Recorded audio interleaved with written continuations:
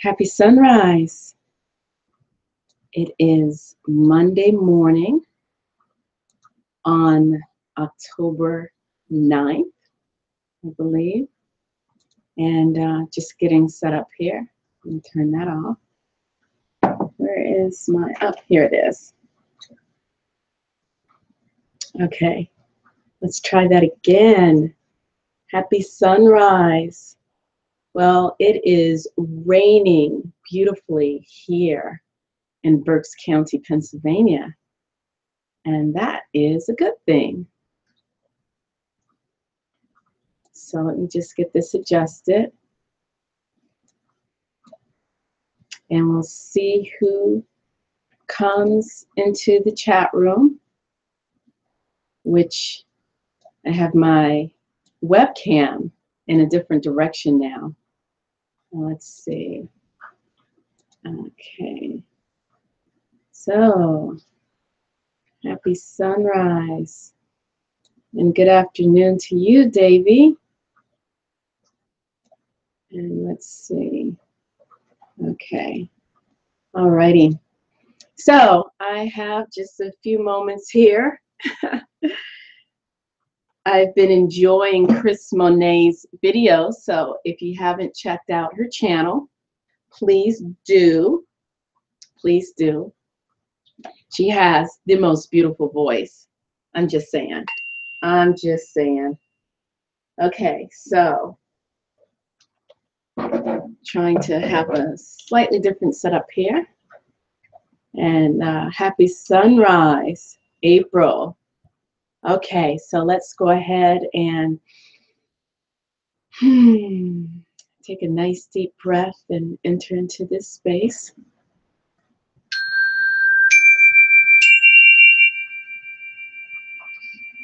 Okay. So I'm going to have to make sure I look at the camera and not at the computer. It's so much easier to talk when I'm looking at the computer. You know, it's like the chat room is there in the computer as well. But anyway, let me just take a little sip of my concoction here. You would not believe what I'm drinking. It's hot goat's milk with turmeric, honey, and cayenne. And this is this is probably a nighttime drink, but I'm feeling nighttime right now. And I I sent Chris a text this morning, and I told her her voice sounds like honeysuckles to me. I was trying to think of the sweetest, smoothest, yet strongest thing that I could think of, and I love the smell of honeysuckles. It reminds me of my childhood, so it's very comforting. It reminds me of summer. It's very sentimental, but it's not a weak scent. Yes, turmeric is really good for us. It's good for inflammation. And so I moved the camera, which is going to make it a little bit difficult for me because now I have to talk into this inanimate object. Whereas when I'm looking at the computer screen, I see myself, and so it's almost like I'm talking to me, but I also see you guys in the chat room. So I'm going to try to adjust to this. So without further ado, I'm going to go ahead and bring out the Goddess Oracle. Whoops. There we go. No, there are no reverse meanings. It's just whatever the meaning is. So Goddess Oracle, the beautiful artwork by Harana Janto. And it's all about connecting with the divine feminine within, and especially in a way that our ancestors attributed qualities to the divine feminine throughout the generations. And I am sporting my Cornell t-shirt. My eldest son graduated from there back in May of this year. And he's at Brown now, so I'm waiting for a brown t-shirt pretty soon. I'm probably going to have to buy it myself.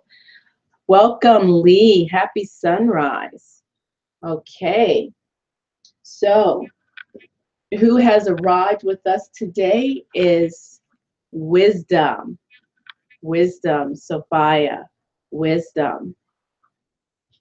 And I think this aspect of the divine feminine is something, is a wonderful drop into our lives today. You know, I was discussing with Chris about how I feel about the Holy Trinity of Self, which is, you know, disciplining your conscious mind, guarding, using your conscious mind to guard what you allow into your subconscious, you know, who you allow to influence you and direct you, as well as tapping into your superconscious via meditation, contemplation, sitting in stillness. And so Sophia is here today to remind us of our own inner wisdom. You know, she's pregnant with wisdom. She has the lunar image, the moon, the divine feminine principle right there on her belly. Let's see, I can't tell. Where are my glasses? No, I just had them. Okay, well, I don't know what I did with my glasses. Oh, here they are. See, I need my glasses to even see my glasses. I just want to see what, there's like a little drop of coffee on that card. What is in her hand? It's like a chalice with a white flame, from what I can tell. A chalice with a white flame. So Sophia, you know, invites us for our own personal responsibility of protecting our subconscious, to utilizing that divine spark that is within us, to tapping into our own inner wisdom. So here you go. So I want to say happy sunrise to Chris, to Davy, April, Lee, Cassie. Thank you for joining us this morning. So Sophia, the feminine principle, divine wisdom. And today I wanted to introduce you to a new crystal. And where's my crystal? Here it is. Welcome, Catherine. This is Sunstone. Sunstone. I love it. It's such a beautiful stone. I came in contact with the Sunstone maybe about 2 years ago. I'd never heard of it before. Sunstone. There, can you see that? Sunstone. So let's read up on Sunstone. Let's see what Sunstone has to say to us. So Sunstone corresponds to the astrological signs of Libra and Leo. So, oh, it's a type of feldspar. So it's somewhat loosely related to the labradorite and the moonstone. Welcome, Denise. Welcome. Okay, so Sunstone, the colors range includes, here, let me hold up one for you. This is Sunstone. Color range includes gray, green, yellow, brown, orange, which is what this one is. Well, this is more of a pink. This is somewhere between peach. Yeah, it's more of a peach. So orange, pink, peach, and red. Sunstone usually shows brilliant reflections due to inclusions, which are usually geotite or hematite. For additional information, check into the property of oligoclase and feldspar section of this book. This mineral can be used to both clear and energize the chakras. It can provide for a brightening of the chakras, allowing one to exhibit a floral freshness and a feeling of being squeaky clean. That's so funny. It assists in gently removing the hookups which have infiltrated the energy centers, returning them to the source after surrounding them with both love and positive energy.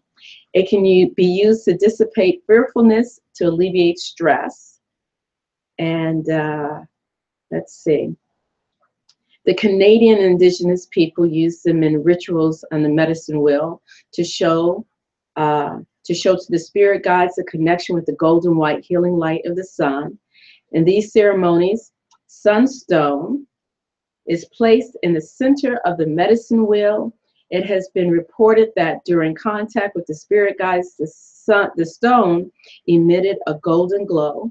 In ancient Greece, it was thought to represent the sun god, bringing life and abundance to those fortunate enough to carry or wear it.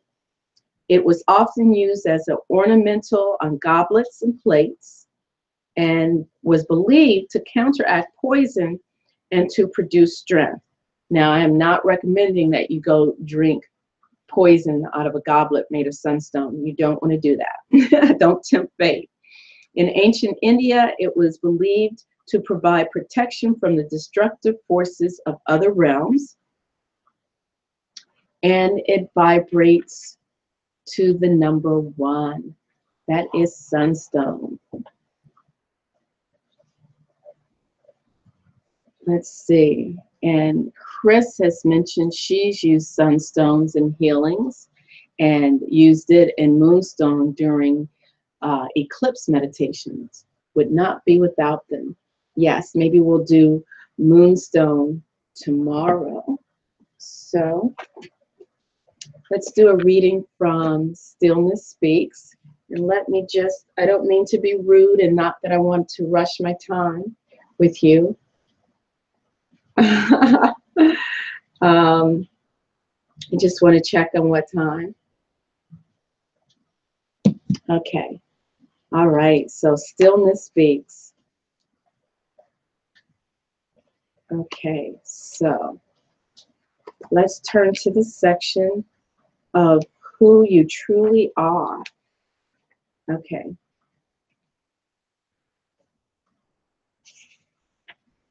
Okay. So I'm going to read a little bit from Stillness Speaks by Eckhart Tolle. Okay. The now is inseparable from who you are at the deepest level. Many things in your life matter, but only one thing matters absolutely. It matters whether you succeed or fail in the eyes of the world. It matters whether you are healthy or not healthy, whether you are educated or not educated. It matters whether you are rich or poor. It certainly makes a difference in your life. Yes, all these things matter, relatively speaking, but they don't matter absolutely. There is something that matters more than any of those things, and that is finding the essence of who you are beyond that short-lived entity, that short-lived personalized sense of self. You find peace not by rearranging the circumstances of your life, but by realizing who you are at the deepest level.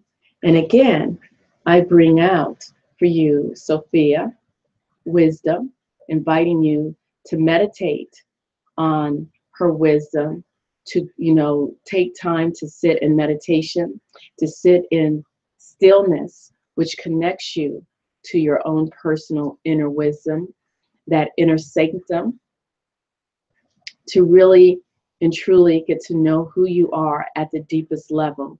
Because when you know who you are at the deepest level, you're not easily swayed by other people. You're not easily taken in by other people. Chris mentioned about listening to your heart and listening to your gut. And it is important to listen to your heart, but there is a time and place when you listen to your heart and when you listen to your deep gut intuition about something. Because as Chris mentioned, I was listening to one of her videos and I really agreed with her. Our heart wants to fully love. Our heart wants to fully accept others, and that is a good thing. But we must be careful and guard that, because we don't want to negate ourselves in the process.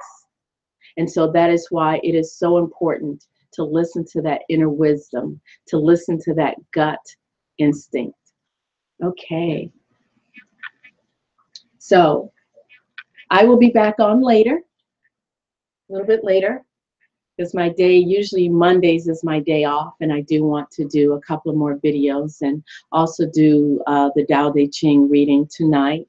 But I have to get going because my client arrived early, and also we are just in time when I was planning on ending the session anyway.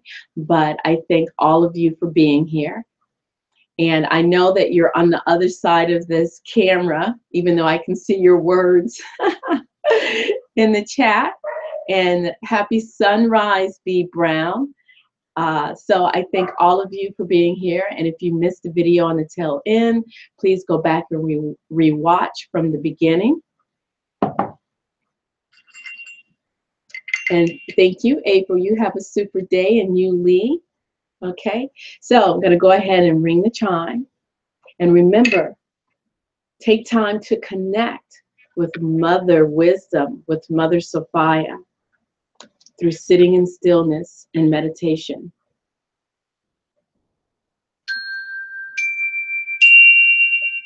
I wish you peace and great bliss. So now I have to stop the video, so I have to look away from the camera. Take care.